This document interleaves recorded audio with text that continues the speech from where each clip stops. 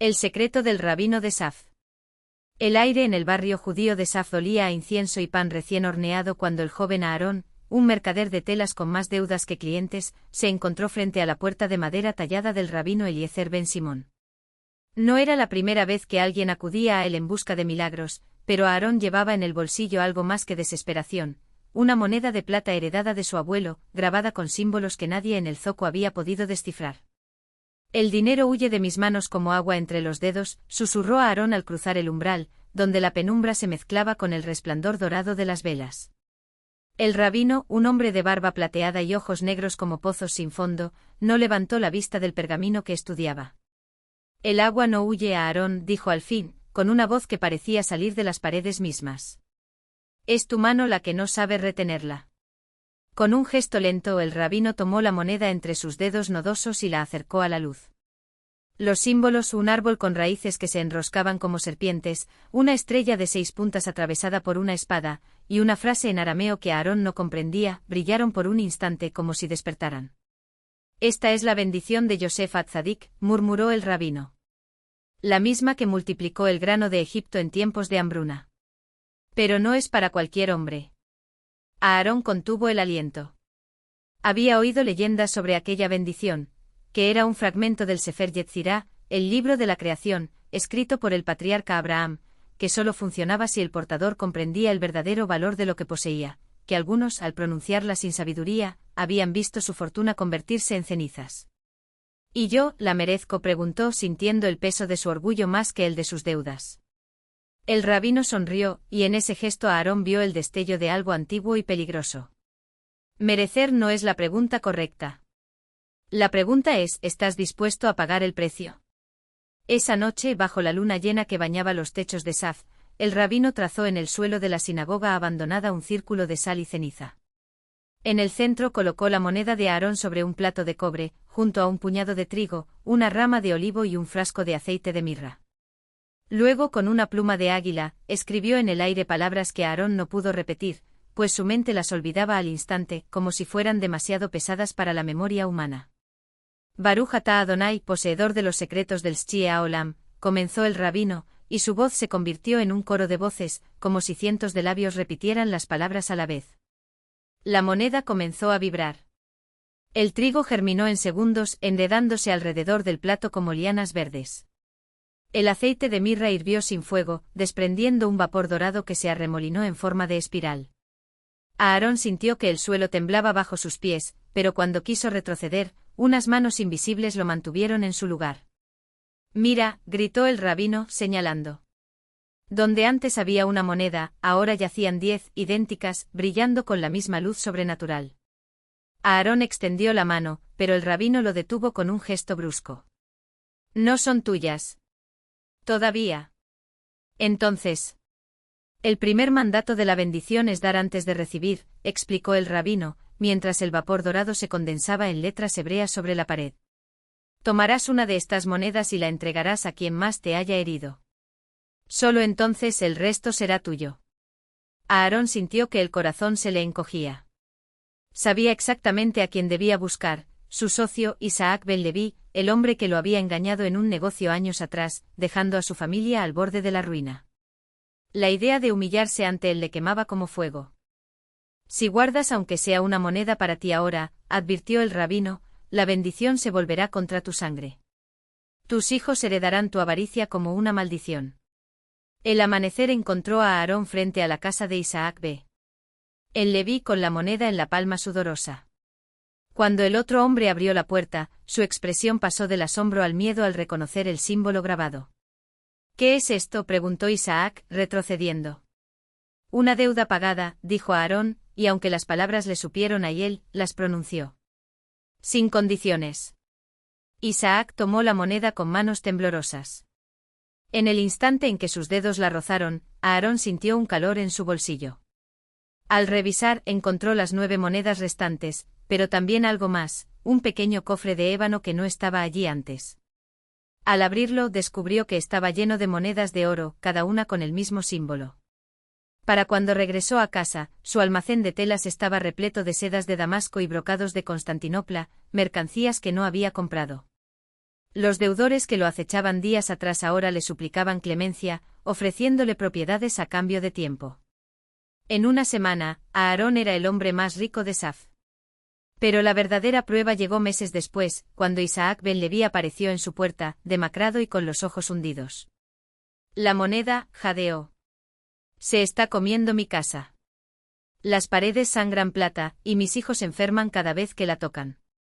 Aarón comprendió entonces el segundo mandato de la bendición: lo que multiplica sin sabiduría, multiplica también su sombra.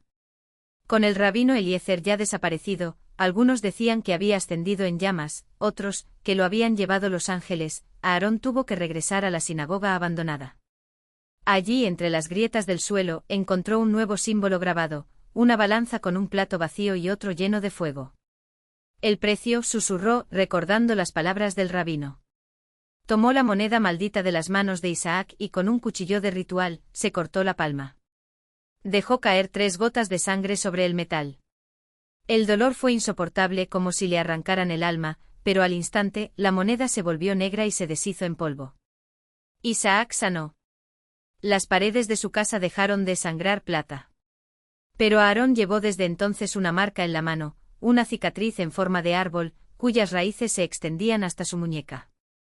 Años después, cuando sus hijos le preguntaban por el secreto de su fortuna, él solo respondía: el dinero es como el agua, fluye hacia quien sabe compartirlo.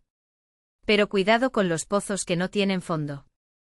Y aunque nunca volvió a usar la bendición, el cofre de ébano seguía en su estudio, siempre lleno, y siempre cerrado con llave. La cicatriz y el legado. Los años pasaron y la fortuna de Aarón creció como un río en temporada de lluvias. Pero no era la riqueza lo que lo consumía, sino la marca en su mano. La cicatriz, oscura y retorcida como las raíces de un árbol antiguo, a veces ardía sin razón, como si algo bajo su piel intentara salir. Los médicos decían que era solo una irritación, pero Aarón sabía la verdad: la moneda maldita no se había ido del todo. Solo dormía. Sus hijos, Daniel y Raquel, heredaron su astucia para los negocios, pero no su prudencia. Daniel, el mayor, era ambicioso hasta la temeridad. Raquel, en cambio, tenía los ojos de su madre, agudos, desconfiados, y una costumbre peligrosa: husmear donde no la llamaban. Una noche, mientras Aarón dormía, Raquel entró en su estudio. El cofre de ébano la había obsesionado desde niña. Lo tocó por primera vez a los 12 años y sintió un frío que le subió por el brazo como veneno. Ahora, a los 19, ya no tenía miedo. Tomó la llave que su padre escondía bajo el busto de bronce de su abuelo y abrió el cofre. Dentro no había oro ni joyas, sino un vacío que respiraba. Un susurro le rozó el oído, una voz que no era voz. Tú también quieres, ¿verdad? Raquel retrocedió, pero algo en su pecho ya había respondido. Cerró el cofre de golpe, pero al día siguiente su reflejo en el espejo parpadeó un segundo después que ella. Daniel, mientras tanto, había oído rumores en el club de hombres adinerados al que asistía. Hablaban de un prestamista en el barrio de los Muelles, un tipo que ofrecía soluciones a quienes necesitaban liquidez urgente. El interés era alto, pero los plazos, flexibles. Demasiado flexibles. Nadie pide garantías, le confesó un socio entre copas. Solo firman un papel con sangre. Y luego, bueno, luego la plata aparece. Daniel fue al día siguiente. El prestamista, un hombre delgado con ojos de pez muerto, no le hizo preguntas. Solo deslizó un contrato sobre la mesa y una pluma de ganso. Firma donde está la décima, dijo, mostrando dientes amarillentos. Pero lee bien. Lo que es tuyo sigue siéndolo. Solo te pido un pequeño favor cuando yo lo decida. Daniel firmó. El dinero llegó esa misma tarde, suficiente para comprar el terreno que su padre se había negado a financiarle. Pero esa noche soñó con un árbol cuyas raíces le envolvían los tobillos, arrastrándolo hacia abajo. Al despertar, tenía la misma cicatriz de Aarón en la palma, solo que más pequeña, como un brote. Aarón lo supo al verlos en la mesa del desayuno. Raquel tenía ojeras de quien no ha dormido en días, y Daniel escondía la mano izquierda bajo el mantel. No dijo nada. Esperó. La crisis llegó una semana después. Daniel recibió una carta sin remite. Es hora de cobrar. mañana a medianoche abre la puerta de tu casa. No preguntes por qué. Raquel, mientras tanto, encontró monedas de plata en su tocador, en los bolsillos de sus vestidos, incluso entre las páginas de sus libros. Todas llevaban grabada la misma marca, un árbol sin hojas. Esa noche Aarón los reunió en el estudio. El cofre estaba abierto y por primera vez vieron lo que había dentro, no era un vacío, sino un espejo. Pero no reflejaba la habitación, sino un bosque oscuro donde los árboles tenían rostros. La bendición no era dinero, dijo Aarón con la voz ronca. Era un trato. Y los tratos tienen dos lados. Daniel palideció. Yo solo firmé un papel. Y tu hermana solo miró, Aarón extendió su mano marcada. Pero la curiosidad y la ambición son puertas, hijos. Y ahora algo quiere entrar. Raquel tocó el espejo. La superficie se onduló como agua. Podemos devolverlo, susurró.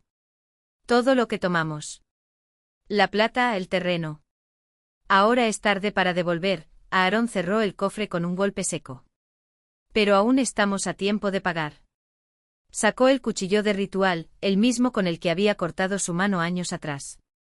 No es sangre lo que quiere, dijo. Es elección. El prestamista llegó a medianoche, pero no entró solo. Detrás de él, la sombra de un árbol sin hojas se estiró por el umbral. Aarón estaba esperando con sus hijos a cada lado. En sus manos el cofre abierto. No firmé nada, dijo Aarón. Pero acepto el trato ahora. A cambio de ellos, me llevo su deuda. El prestamista sonrió. Sabes que no funciona así. Claro que no, Aarón clavó el cuchillo en su propia cicatriz. Pero tú sabes que yo ya estoy marcado. Y una deuda solo puede cobrarse una vez. La sangre goteó sobre el cofre. El espejo dentro se agrietó y del otro lado, algo aulló. El prestamista retrocedió, su sonrisa convertida en una mueca de rabia. No es justo. Nada lo es, Aarón se desplomó, pero sus hijos lo sostuvieron. Pero los árboles más fuertes crecen en suelo podrido. El hombre de los muelles se deshizo como ceniza. La sombra del árbol se retorció y desapareció. El cofre se cerró solo y esta vez, cuando Aarón lo tocó, estaba frío y muerto como madera común. A la mañana siguiente los sirvientes encontraron el estudio vacío. Aarón había desaparecido, dejando solo una carta. El cofre es de ustedes ahora. Úsenlo si deben, pero recuerden, el dinero es como el agua. Y el agua, tarde o temprano, siempre encuentra una grieta por donde filtrarse. Daniel heredó los negocios. Raquel, la llave del cofre. Pero ninguno de los dos volvió a tocarlo. Años después, cuando los bisnietos de Aarón preguntaban por la fortuna familiar, Raquel, ya anciana, les mostraba la cicatriz en su muñeca, pálida como una memoria. El abuelo nos salvó, decía. Pero os pozos no se secan. Solo esperan a que alguien tenga suficiente sed. Y el cofre seguía allí, en el estudio, cerrado con llave. Siempre lleno. Siempre en silencio. El tiempo pasó como un río lento sobre piedras gastadas. La casa de los Varela se mantuvo en pie, sus paredes guardando el eco de risas y susurros que ya nadie recordaba. Daniel murió de viejo con las manos limpias y el corazón quieto, sin haber abierto nunca el cofre. Raquel lo siguió una década después, en una noche de invierno, mientras la nieve caía sobre los vidrios empañados del estudio. Antes de cerrar los ojos por última vez, murmuró algo sobre un pacto y un precio que solo ella conocía. Los bisnietos crecieron, se casaron, tuvieron hijos. Algunos emigraron, otros se quedaron, pero ninguno tocó el cofre. Era una reliquia, un mito familiar que se contaba en voz baja durante las cenas de Navidad, cuando el vino aflojaba las lenguas. El abuelo Aarón lo maldijo, decían los más viejos. O tal vez fue él quien lo maldijo a sí mismo, respondían los jóvenes incrédulos. Hasta que llegó Mateo. Hijo menor de una rama secundaria de la familia, Mateo había crecido escuchando las historias con una mezcla de fascinación y escepticismo. Era un hombre de números, no de supersticiones. Cuando heredó la casa tras la muerte de su tía abuela, la última Varela que aún vivía allí, no vio un objeto maldito, sino un activo sin explotar. El cofre era suyo ahora, y el mundo no se regía por cuentos de viejas. Lo abrió una tarde de domingo con la llave que Raquel había dejado en un cajón de caoba, envuelta en un paño de lino amarillento. El mecanismo cedió con un clic seco, como si llevara décadas esperando ese momento. Dentro no había oro ni billetes, sino papel. Montones de papel, acciones de empresas que ya no existían, bonos del gobierno de un país que había cambiado de nombre 3 veces, contratos firmados con tinta desvanecida y, en el fondo, un sobre grueso con su nombre escrito en una caligrafía que no reconoció. Lo abrió con dedos que de pronto le temblaban. Dentro había una sola hoja con una lista. 1. La deuda de tu bisabuelo con el Banco de Valencia, 1923. 2. El soborno al juez que absolvió a tu tío Ernesto, 1947. 3. El dinero que tu padre robó de la caja de la fábrica, 1979. 4. Lo que le debes a tu socio, Carlos Méndez, 2015. 5. Lo que le debes a tu esposa, 2023. Al final, con letra más pequeña, casi como un postdata. El cofre no guarda riqueza. Guarda cuentas. Y todas, tarde o temprano, se cobran. Mateo soltó el papel como si quemara. Corrió al baño y vomitó, pero cuando regresó, el contenido del cofre había cambiado. Los papeles viejos se habían convertido en fajos de dinero fresco, impecable, con el olor a tinta recién impreso. Y sobre ellos una pluma de plata y un nuevo contrato en blanco con una línea al final esperando su firma. No puede ser, murmuró, pero su mano ya se movía hacia la pluma. Firmó sin leer. Al día siguiente su socio Carlos Méndez apareció en su oficina con una sonrisa que no llegaba a los ojos. Escuché que necesitas liquidar algunas cosas, dijo, deslizando un sobre hacia él. Aquí está el recibo. Todo saldado. Mateo lo abrió.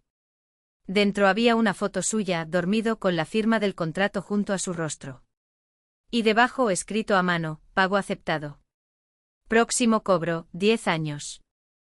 Esa noche soñó con Aarón. No como un anciano, sino como un hombre joven, de ojos claros y sonrisa afilada, sentado a la cabeza de una mesa infinita. A su alrededor docenas de Varela, todos los que habían tocado el cofre, comían en silencio, con las muñecas marcadas por la misma cicatriz pálida que Raquel había mostrado años atrás. Bienvenido, dijo Aarón, sirviéndole un vaso de agua turbia. La familia siempre paga sus deudas. Mateo despertó gritando con las sábanas empapadas en sudor frío. En su muñeca izquierda una línea roja y fina comenzaba a formarse, como si alguien hubiera arrastrado un cuchillo sobre su piel. 10 años después el día exacto en que el contrato vencía, Mateo desapareció. Su mujer encontró el estudio vacío, la pluma de plata sobre el escritorio y en el cofre, ahora abierto, un nuevo sobre con el nombre de su hijo mayor. El ciclo continuaba. Y el cofre seguía allí. Siempre lleno. Siempre en silencio.